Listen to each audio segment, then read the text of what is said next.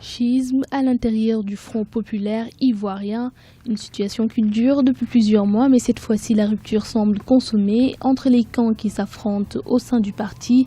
Le premier soutient la candidature de l'ex-président ivoirien Laurent Gbagbo, actuellement emprisonné à La Haye, à la présidence du parti. Le second se range derrière Pascal Affi-N'Guessan qui dirige le FPI depuis 2011, mais ce dernier a été suspendu de ses fonctions ce jeudi 5 mars par le camp pro-Gbagbo et remplacé par Abou Dramane Sangaré qui va assurer l'intérim du président du parti en attendant l'organisation d'un congrès extraordinaire dans les 3 prochains mois. Le parti continue à se déchirer parce qu'il y a une divergence sur la stratégie à adopter pour la libération de Laurent Gbagbo et aussi pour combattre Alassane Ouattara.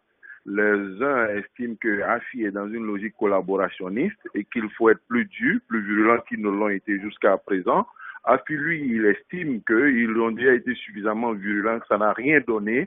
Il fallait tenter autre chose, comme ce qu'il fait, notamment la voie du dialogue, qui ne constitue pas une manière de se vendre, en guillemets, au pouvoir en place. C'est une stratégie qui permet de glaner des résultats et il a donné les acquis de sa stratégie. Ça n'a pas marché, il y a un désaccord.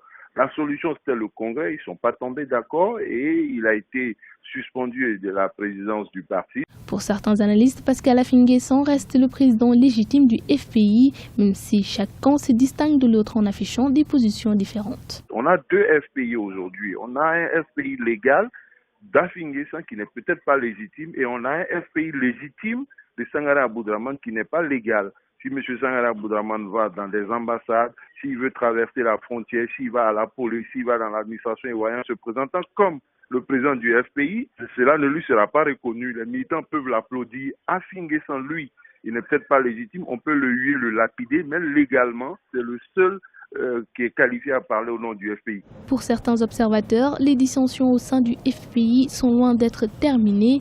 Si aucun consensus n'est trouvé, la bataille pour la présidence du parti risque d'enfoncer la formation politique dans les divisions internes.